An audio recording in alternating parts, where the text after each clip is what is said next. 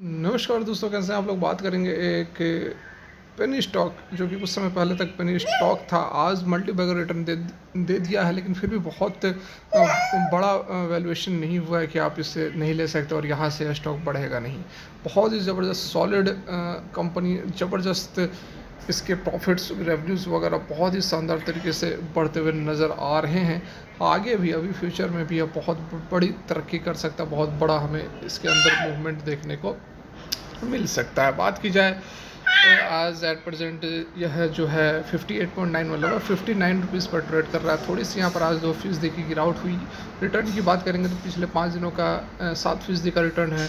एक महीने के रिटर्न की बात करें तो 26.74% का रिटर्न है। 6 महीने की बात करेंगे तो यहाँ पर 137.25% का रिटर्न है। 6 महीने पहले स्टॉक केवल और केवल 24 रुपये पर ट्रेड कर रहा था और आज के डेट में 59 रुपीज़ पर यह ट्रेड करता हुआ नज़र आ रहा है। YTD में यदि हम बात करें ईयर टिल डेट में तो 401% का शानदार रिटर्न है। 11 रुपये पर जनवरी में 11 रुपये 75 पैसे पर स्टॉक ट्रेड कर रहा था और आज है 59 पर। वहीं यदि हम इसके एक साल के रिटर्न की बात करेंगे तो एक साल में तो भाई साहब 7 रुपये 30 पैसे पर 14 सितंबर 2022 को 7 रुपये 30 पैसे पर ट्रेड कर रहा था और अभी जाकर बहुत ही ज़बरदस्त एक मल्टी बैगर बनकर निकला है। एक साल के अंदर अंदर कंपनी लगभग यहाँ पर 9 गुना हो चुकी है। ठीक है, 9 गुना के आसपास रिटर्न कंपनी ने दे दिया है। मैक्सिमम पीरियड की रिटर्न की सीधे यहाँ पर हम यदि बात कर ले तो कंपनी जो है मैक्सिमम पीरियड में 2845% का रिटर्न दिया है।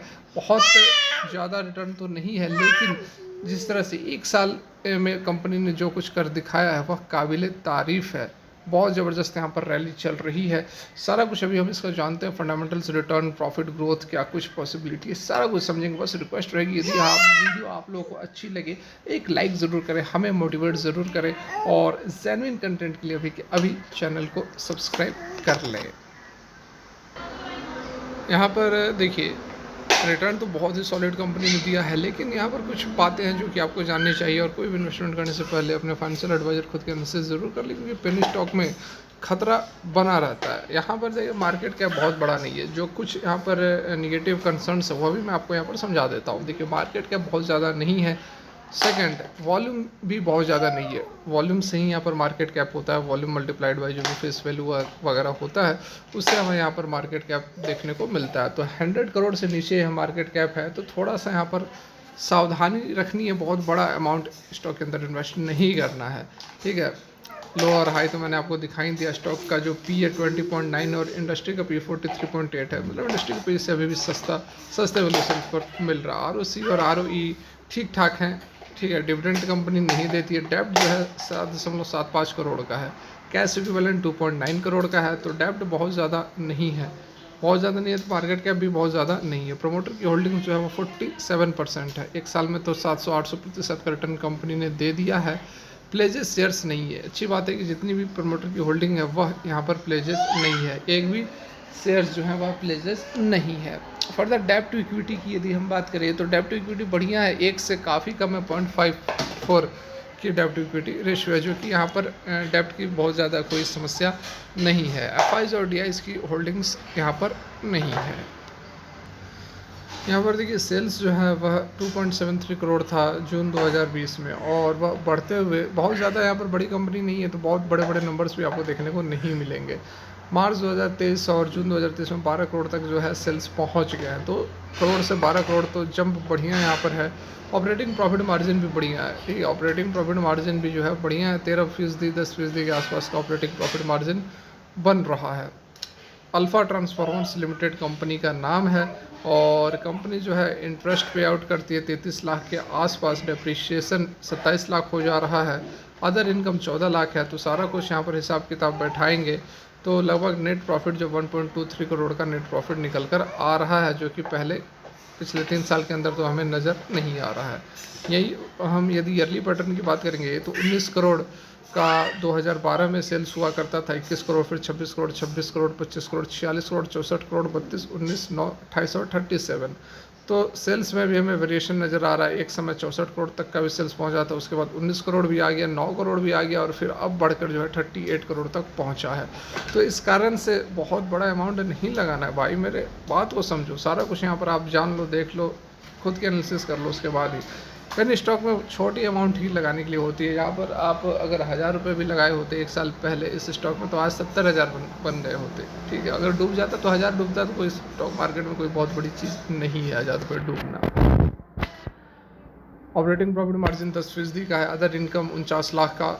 इंटरेस्ट जो है कंपनी 1.25 करोड़ का दे रही है। ईयरली पैटर्न मतलब कि अभी टीटीएम की बात कर रहा हूँ। नेट प्रॉफिट 2.58 करोड़ का है, जो कि यहाँ पर आप देख सकते हैं कि कंपनी का जो ग्रोथ हुआ है, क्योंकि इससे पहले नेट प्रॉफिट कंपनी को कभी भी लगभग प्रॉफिट तो हुए थे 1 करोड़ का पिछले साल और अभी 2.58 करोड़ का, तो ग्रोथ तो कर रही है लेकिन बहुत ज़्यादा वॉल्यूम नहीं है, वॉल्यूम बहुत ज़्यादा ट्रेड नहीं हो रहे हैं। सबसे यहाँ पर निगेटिव पॉइंट जो अभी फ़िलहाल नज़र आ रही है वही है, वॉल्यूम नहीं है। और मार्केट कैप तो वॉल्यूम से ही बनता है, जैसा कि मैंने आपको बता ही दिया। टीटीएम में यहाँ पर सारा डाटा जो है बहुत ही बढ़िया आपको देखने को मिल जाएगा। आप कोई भी डाटा उठाकर देख लो, बहुत ही ज़बरदस्त है। टीटीएम मतलब कि ट्रेलिंग 12 मंथ, पिछले 12 महीने का यह डाटा है। शेयर कैपिटल 9 करोड़ का है। रिजर्व्स जो हैं 5 करोड़ के हैं, रिजर्व्स घटे हैं। बोरिंग्स 7 करोड़ के आसपास है। ठीक है, कैश फ्लो वगैरह निगेटिव यहाँ पर बनकर आ रहे हैं। शेयर होल्डिंग पैटर्न जो है प्रमोटर के पास 47 और पब्लिक के पास 52.39% की होल्डिंग्स है। नंबर ऑफ शेयर होल्डर्स भी दिए हुए हैं, 3552 शेयर होल्डर्स है।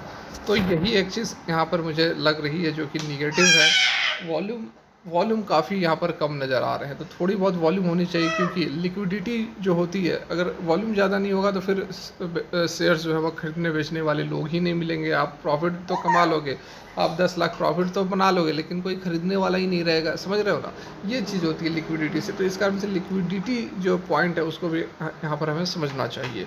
देखिए 1982 की इनकॉर्पोरेटेड कंपनी है, ट्रांसफार्मर्स बनाती है, नाम से ही पता चल रहा है। Small distribution transformers and offer related technical assistant and services including repair work. Product profile क्या क्या है, तो single phase, 3 phase power transformers वगैरह, स्टेबलाइजर, आउटपुट ट्रांसफार्मर, सारा जो है यहाँ पर जो है ट्रांसफार्मर ही बनाने का काम करती है। ठीक है, फर्दर देखिए सर्विस ऑफर्ड मैन्युफैक्चरिंग एक्सपोर्ट्स वगैरह वगैरह, तो ठीक है, इसके क्लाइंट्स भी हैं और एक्सपोर्ट भी करती है। UAE, Nepal, Bangladesh, Nigeria, UK, Suriname, south Africa वगैरह वगैरह में कंपनी अपने प्रोडक्ट्स को बेचती है। क्लाइंट्स वगैरह जो हैं अच्छे खासे क्लाइंट्स भी है कंपनी के, यहाँ पर वह भी दिया हुआ है कि यूएई के भी क्लाइंट्स हैं, दुबई के भी क्लाइंट्स हैं, ministry of electricity and water resources, Nepal electricity authority, ये सारे कंपनी के फॉरेन के जो है क्लाइंट्स हैं। रेवेन्यू ब्रेकअप मैक्सिमम जो है प्रोडक्ट को सेल करने से ही पैसे कंपनी को आते हैं। तो इस कारण से सारा रिस्क आप एनालाइज कर लो, उसके बाद ही इन्वेस्ट करें। पेनी स्टॉक है, रिस्क तो रहता ही है, रिटर्न भी बड़ा मिलता है। तो फिलहाल ये वीडियो यहीं तक अच्छी लगी हो लाइक करें। Thanks for watching, have a good day.